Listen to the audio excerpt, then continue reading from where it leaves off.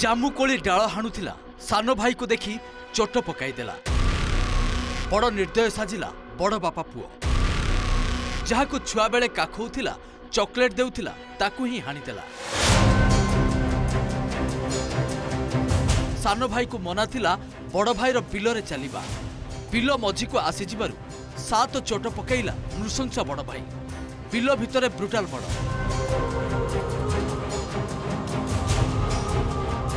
ଝିଅ ଥିଲା କାଙ୍ଗୁଲ କିଆରୀରେ। ବାପା ଛଟପଟ ହେଉଥିଲା ବିଲ ମଝିରେ।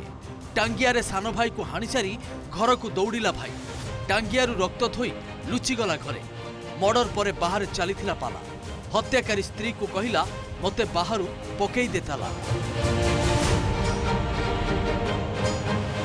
ରାୟଗଡ଼ା ଜିଲ୍ଲା ଆମ୍ବାଦଳା ଥାନା ବଡ଼ନାଗଝରି ଗାଁରେ ସବୁ ସୀମା ଟପିଲା ଭାଇ ଭାଇ କଳି। ଏ ହେଉଛି ସେହି ନୃଶଂସ ବଡ଼ ଭାଇ। ନା ଯାହାର ବିଶମ୍ବର କଚିମ। ବିଶମ୍ବର ଯାହା କରିଛି ତାହା ଶୁଣିଲେ ଆପଣ ଥରି ଉଠିବେ।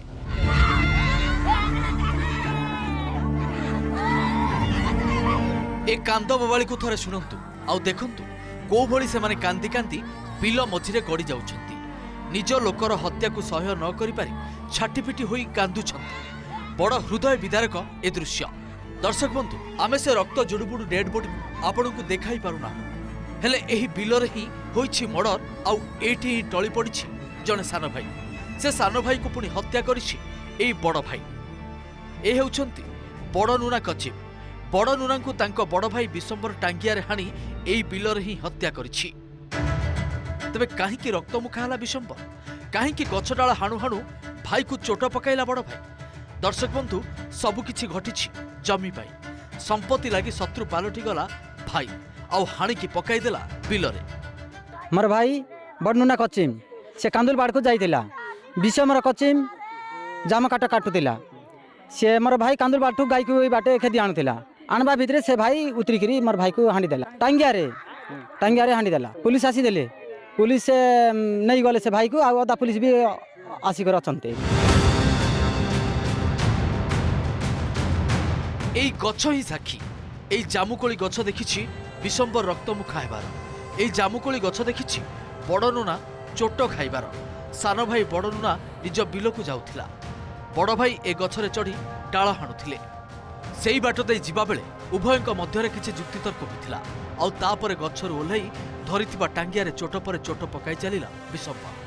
7 ଥର ଟାଙ୍ଗିଆ ଚୋଟ ଖାଇ ଏଇ ବିଲ ଭିତରେ ହିଁ ଟଳି ପଡ଼ିଲେ ବଡ଼ ନାନୁ।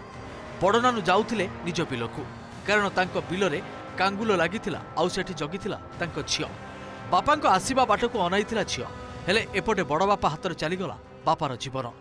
ବଡ଼ ନାନୁଙ୍କୁ ହତ୍ୟା କରିସାରି ଅଭିଯୁକ୍ତ ବିଶମ୍ବର ରକ୍ତଲଗା ଟାଙ୍ଗିଆକୁ ଧୋଇ ଘରକୁ ପଳାଇଥିଲା। ଆଉ ସ୍ତ୍ରୀକୁ କହିଲା କି ମୋତେ ତାଲା ପକାଇଦେ ବାହାରୁ, କାରଣ ଭାଇକୁ ହତ୍ୟା କରିବା ପରେ ଉତ୍ତ୍ୟକ୍ତ ଲୋକେ ତାକୁ ବି ମାରିଦେବାକୁ ବାହାରିଥିଲେ।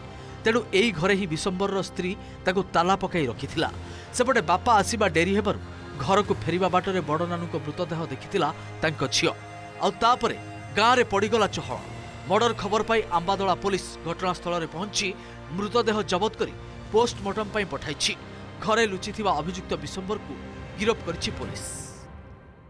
ହଣ୍ଡା ଭୁଷା ହେବା କାରଣରେ ମୁଁ ଜାଣିବାଟା ଏ ଲୋକ କାନ୍ଦୁଲ ଗୁଡ଼ିଆ को ଆସିଥିଲା। ଗାଈ କାନ୍ଦୁଲ ଖାଇ ଯାଇଥିଲା को ଗାଈ ଗୁଡ଼ଉଥିଲା।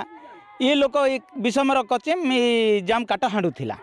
ହେତକି ବେଲକେ ଏପଟେ मोर जमी को आसीची बोलकर महुकारे याको हाणीदेला ना कौन हेले इति झगड़ा झाटी हेले कि केंती जे मुई सुनी नाही। खाली एबे देखि आगरू मोर जमी के तू आ नाही, तोर जमी के मुई आसे नाही बोल करी भाई भाई भितरे झगड़ा झाटी लागी थिला।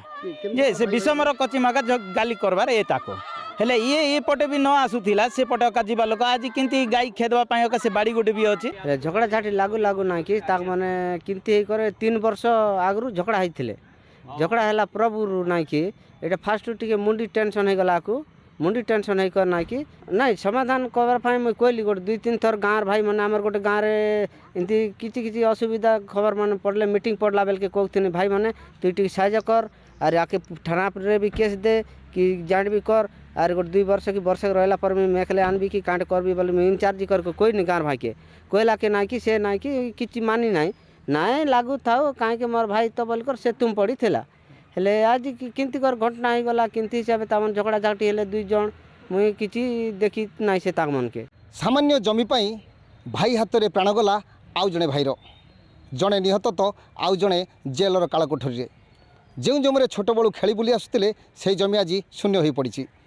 मुनिगुड़ारू रंजन स्वाई OTV।